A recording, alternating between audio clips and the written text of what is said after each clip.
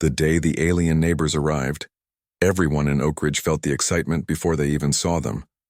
Their ship was small, shiny, and unlike anything anyone had imagined. No one knew what to expect. Humans had seen plenty of science fiction movies, but nothing prepared them for real aliens standing right across the street. From the moment they stepped out, the aliens were beautiful, tall, graceful, with smooth skin that shimmered faintly in sunlight. Their eyes glowed softly, and their movements were precise, almost as if they were perfectly synchronized machines. They didn't speak human words at first. They only observed. But soon their translator devices activated and words flowed. "Primitive," the taller alien said, looking at the houses. "Your technology is quaint." The shorter one laughed, a sound like wind chimes. "Do you even know how to make your lives more efficient? This world seems backward." John Carter, a local engineer, heard the words and felt a mix of pride and irritation. He was no stranger to innovation. He had spent years building drones, small energy projects, and even a prototype home automation system. But these aliens, they weren't here to learn. They were here to judge. At first, John tried to smile politely. He waved, said hello, and even offered to show them around the neighborhood. But the aliens waved him off with a hand gesture he did not understand. Instead, they floated around in their sleek suits, examining cars, homes, and even street lamps. "Look at this," the taller alien said, pointing at a simple solar panel on John's neighbor's roof. "Humans call this energy production? This is inefficient. How do you survive?" John clenched his jaw. He wanted to argue, but he knew that arguing with beings who could probably destroy him in a second would be unwise. He needed a plan. Over the next few days, the aliens continued to explore Oak Ridge. They moved from house to house, judging everything. Children laughed nervously as the aliens observed their playground, commenting on how humans seemed weak and fragile. The mayor even tried to host a welcoming ceremony, but the aliens only nodded briefly, clearly unimpressed. John decided that he couldn't let his world, or humanity, be mocked like this. He had to do something that would make these aliens see humans in a new light. Not through words, not through pride, but through action and ingenuity. One evening, John sat in his garage, tinkering with a small robot he had been building for months. It was designed to explore dangerous areas and gather information, a project for his university. Normally, it was slow, cautious, and careful. But John had a new idea. He called it Project Surprise. The plan was simple.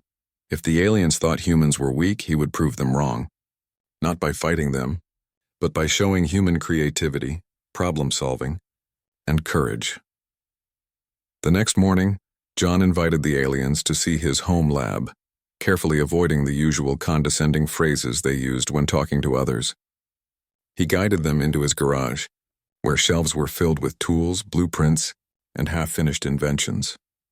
"This is impressive," said the taller alien, examining a drone hovering silently above the workbench. "But it is small and limited. Can it perform real tasks?" John smiled. "Let me show you." He pressed a button and the small robot sprang to life. Its arms unfolded and its sensors scanned the garage carefully. Then John placed a complex puzzle in front of it, a series of locks, buttons, and moving parts. The robot paused, processed, and then began working methodically, opening the locks one by one. The aliens watched with raised eyebrows. "Interesting," the shorter one said. "You program machines to solve problems. That is not what we expected from humans."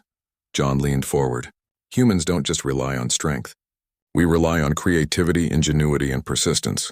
That's how we survive." The taller alien's glowing eyes seemed to flicker.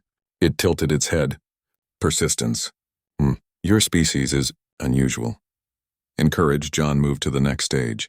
He led the aliens outside to his yard, where he had set up a small drone obstacle course, flying drones through hoops, over ramps, and around walls. John showed how his machines could coordinate, adapt, and even learn from mistakes. The aliens murmured to each other, clearly impressed. "You have coordination," the taller alien admitted. "Your machines reflect some ingenuity of your species. But these are tools." "Tools are trivial," John nodded. "True, but what about humans themselves?" He led them further into the neighborhood, where a small storm had left a tree dangerously bent over the sidewalk. People were avoiding it, worried it might fall. Without hesitation, John grabbed ropes, pulleys, and a small motorized winch he had designed for emergencies. Within minutes, he and a few neighbors worked together to stabilize the tree and safely remove the threat. The aliens observed silently. They had not expected humans to act so quickly, efficiently, and fearlessly. Their judgmental expressions softened, replaced by something resembling curiosity. "That was efficient," said the shorter alien. "Your species responds to danger without panic. That is unusual," John smiled, wiping sweat from his brow. "We have to. We survive by solving problems, by working together. That's what makes humans strong." Over the next few days, John continued his mission. He invited the aliens to see local workshops, science fairs, and even small community projects. Everywhere they went, humans were building, inventing, and cooperating. Robots, drones, automated farming devices. Each invention reflected human creativity and determination. At first, the aliens tried to dismiss it. "These are small projects," they said. "They will not change the world." But as John showed them how these small projects connected, how drones could map forests, how solar panels powered entire neighborhoods, how humans use simple tools to achieve complex results, the aliens' opinions began to shift. Slowly, their mockery turned into something closer to respect. One night, the taller alien approached John while the sun set over Oak Ridge. Its glowing eyes seemed almost human in their expression. "You are different from what we expected," it said. "Your species adapts. Your species persists. You surprise us," John smiled. "That's humans for you. We may seem ordinary, weak, or primitive at first glance, but we learn, adapt, and work together. That's how we survive, how we thrive." The alien paused. "Perhaps we misjudged your species, perhaps there's more to Earth than we assumed." John nodded. "There's always more. And if you're willing to learn, we can show you even more surprises." The alien glanced toward its companion. Together, they floated silently, watching the small town below. For the first time, they seemed unsure. They had come to mock, to judge, to feel superior. But now, thanks to the ingenuity, courage, and teamwork of one human and one small neighborhood, they were reconsidering everything. And that, John thought, was just the beginning. After the initial encounter, the alien neighbors seemed less mocking and more curious. But curiosity came with skepticism. They weren't entirely convinced that humans were truly exceptional. They had seen the clever machines and the small projects, but they wondered if humans could handle something more complex, something unexpected. John Carter, determined to prove Earth's worth, devised a bold idea. Instead of showing more machines, he would create a challenge, a test of human creativity, teamwork, and adaptability that no alien could ignore. It began when the aliens received a message from their homeworld. Their translator devices buzzed and a holographic projection appeared. Assessment mission: determine if humans are worth collaboration. Final test: problem solving in real-world conditions. The aliens glanced at John. "Your species will face a challenge," the taller one said. "We will observe your response. Only then can we judge your value." John grinned. Challenge accepted. The next morning, the aliens transported the town's central park into an area full of obstacles. Trees were rearranged into complex patterns. Small structures blocked pathways, and strange devices created controlled hazards, like simulated lightning and rolling platforms. It was clear the aliens wanted to test humans in multiple areas: problem-solving, coordination, and resilience. John gathered volunteers from the neighborhood. "Listen," he said, "this is more than fun. It's a chance to show what humans can do when we work together. We're going to navigate their challenge, solve every problem, and prove that Earth deserves respect." The volunteers, a mix of engineers, teachers, and teenagers, nodded eagerly. They had already seen John's ingenuity firsthand and trusted his judgment. The aliens watched silently as John and his team approached the obstacle course. The first challenge appeared almost immediately: a series of unstable platforms suspended above a shallow artificial pit. The platforms were wobbly, and stepping on them without coordination would send someone tumbling. "Go," John said. "We'll use ropes and balance beams to make it safe." Working quickly, the team designed a simple pulley system. They tied ropes to the platforms, creating temporary handrails and stabilization lines. Then, in carefully timed movements, they crossed the pit, helping one another when someone lost balance. The aliens observed intently, their glowing eyes tracking every movement. "Your species uses collaboration effectively. the shorter alien commented. Interesting. This is not what we expected, John smiled. We survive by helping each other. Strength alone is never enough. The next stage was a puzzle of shifting blocks and sliding walls. To get through, humans had to predict the movement patterns and adjust in real time. While the aliens watched, John quickly organized the team. Using chalk and markers, they mapped out the sequence and assigned members to control certain areas. Coordination is key, John explained. We communicate constantly and adapt as we go. They moved in sync, adjusting their plan whenever a block shifted unexpectedly. After several tense minutes, the team reached the exit. Cheers erupted. The aliens, for the first time, made no comment. They seemed impressed. But the real test was yet to come. The final obstacle was a simulation of a natural disaster, a controlled storm with wind, water sprays, and debris. A bridge had been set across a small artificial canyon, but it was partially damaged and the water below churned aggressively. Only your species can fix this, the taller alien said. We will see if you are adaptable. John's team rushed forward. They had limited materials, planks, ropes, and a small supply of portable tools. Thinking quickly, John split the team into groups. One repaired the bridge structure, another secured ropes for safety, and a third used lightweight boards to create stepping platforms. The storm simulation grew stronger. Winds threatened to push planks away and water sprays made surfaces slippery.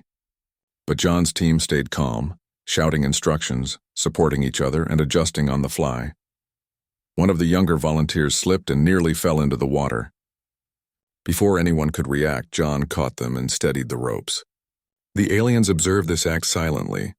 Perhaps they had expected humans to prioritize efficiency over safety, but here was a species that valued every life.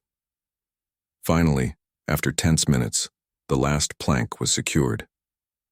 The team crossed the bridge together, balancing, supporting, and coordinating perfectly. Cheers erupted as they reached solid ground. The aliens floated closer. Your species shows resilience, the shorter alien said. Not just problem-solving, but a persistence under stress. You care for one another. Unusual, John smiled. That's humanity. We face challenges not just with tools, but with hearts and minds together. The aliens exchanged a glance. For the first time, there was hesitation in their usually confident expressions. Over the next few days, John continued to introduce the aliens to more aspects of human life. He showed them community planning, renewable energy solutions, and even local sports competitions. Each time, the aliens tried to mock or judge, but every demonstration revealed another layer of human ingenuity. One evening, the taller alien approached John privately. We came expecting inferiority. We mocked, we judged, we assumed weakness. But you, your species, continues to surprise us. Why do you persist? John thought for a moment. Because humans survive by learning, adapting, and helping each other. That's our strength. We don't always have the best tools, the fastest machines, or the greatest power, but we make the most of what we have. We turn obstacles into opportunities. The alien seemed to process this, slowly nodding. Perhaps we have underestimated Earth, perhaps. Your species deserves more consideration than we first believed. John grinned. And it's not just me. Every person you saw in Oak Ridge contributed to this. We work together. That's what makes humans human. The alien remained silent for a moment, then finally spoke. You have ingenuity, courage, and empathy. This combination is rare in the universe. Your species surprises even the most advanced observers. For John, this was more than praise. It was recognition, not of technology, but of human spirit. The aliens had come to mock, expecting to feel superior, but instead they found themselves humbled by the resilience and creativity of humanity. Word spread quickly among the aliens' community. Reports of humans overcoming challenges, working together, and surprising their visitors reached the homeworld. Already, Earth was gaining a reputation not for its weakness, but for its potential, its adaptability, its courage, its ingenuity. John knew there would be more tests, more scrutiny, and more observers. But he also knew one important truth. Humans didn't need to be the strongest or the fastest. Humans only needed to be clever, determined, and united, and in that they were unbeatable. As Part 2 came to a close, the aliens no longer mocked Earth openly. Instead, they watched, studied, and, most importantly, they began to question their assumptions. What they had expected to be a primitive planet full of weak humans had turned out to be a world of surprises, creativity, and courage. John smiled quietly as he looked at the horizon. The challenge was far from over, but humanity had proven itself in ways no alien could ignore. The real surprise, he thought, was yet to come. After the challenge in the park, the aliens had a new understanding of humans, but curiosity remained. They had seen ingenuity, courage, and teamwork, but they had not yet witnessed humanity's true potential, the ability to think creatively under pressure, improvise, and achieve the impossible when faced with extraordinary circumstances. John Carter knew that the aliens' judgment was still forming. If humans were to earn their full respect, he needed to show them not just clever machines or problem-solving, but human adaptability on a universal scale. The opportunity came unexpectedly. One morning, the aliens' ship detected a sudden phenomenon. A small asteroid was on a collision course with Earth. It wasn't large enough to destroy the planet, but it could hit the Oak Ridge region with catastrophic damage. The alien systems calculated that without immediate intervention, significant property damage and possibly injuries would occur. The aliens immediately considered taking control. They could easily destroy the asteroid with their advanced technology or move it aside. But instead they turned to John. "We will observe," the taller alien said. "You have proven resourcefulness. Show us how your species responds to imminent danger." John's heart raced. This was the ultimate test. Not a controlled obstacle or puzzle, but a real-life threat that required quick thinking, creativity, and collaboration. He quickly gathered his team. Engineers, students, mechanics, and volunteers, all those who had assisted him before, rushed to his garage and backyard, which now served as an emergency command center. John spread out maps, diagrams, and projections. "We can't just wait for the aliens to act," John said firmly. "This is our chance to show the universe what humans are really capable of. Let's think, adapt, and act together." The plan had to be simple, practical, and achievable with limited resources. John proposed a two-step solution. First, use drones and pulley systems to deflect the asteroid slightly off its course. Second, reinforce vulnerable areas in Oak Ridge to minimize damage if the asteroid's trajectory was imperfect. Volunteers sprang into action. Drones were modified with reflective surfaces and small thrusters. Ropes, pulleys, and lightweight boards were organized for rapid deployment. People worked in perfect synchronization, communicating constantly and adjusting plans as obstacles appeared. The aliens watched in silence, their glowing eyes fixed on the humans. For the first time, there was a noticeable tension in the aliens' expressions. They were not just observing anymore. They were waiting to see if humans could rise to a life-or-death challenge. As the asteroid approached, John's team executed the first stage. Drones flew in coordinated patterns, reflecting sunlight and pushing microforces toward the asteroid. John himself guided a large pulley mechanism designed to nudge small debris into an orbiting trajectory. The aliens murmured among themselves. "Your species organizes remarkably fast," said the shorter alien. "We expected hesitation, confusion. Instead, precision." But the asteroid's path was unpredictable. Wind currents, minor gravitational shifts, and unexpected rotations made the task far more difficult than anticipated. Drones were knocked off course, ropes slipped, and some mechanisms malfunctioned. John didn't panic. "Adapt," he shouted. "Adjust the drones. Redirect the pulleys. Cover the weaker zones first." Humans responded instinctively, recalculating trajectories, moving supports, and improvising solutions on the fly. Where one plan failed, another succeeded. Their determination seemed endless. Minutes felt like hours, but gradually the asteroid's path began to shift. Its collision with Oak Ridge was no longer direct. Instead, it would land harmlessly in a nearby lake, sparing homes, streets, and lives. The alien's expression softened. "This is unprecedented," said the taller one. "Your species does not merely react. It adapts, innovates, and perseveres under extreme pressure. Extraordinary." John didn't wait for praise. He immediately moved to stage 2, reinforcing vulnerable structures.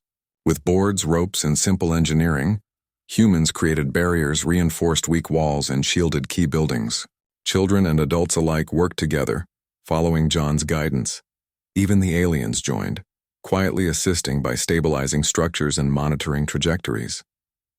John realized that while humans were capable, combining efforts with alien technology created a synergy, another testament to humanity's openness to learning and collaboration. When the asteroid finally landed in the lake with a harmless splash, a cheer erupted from John's team.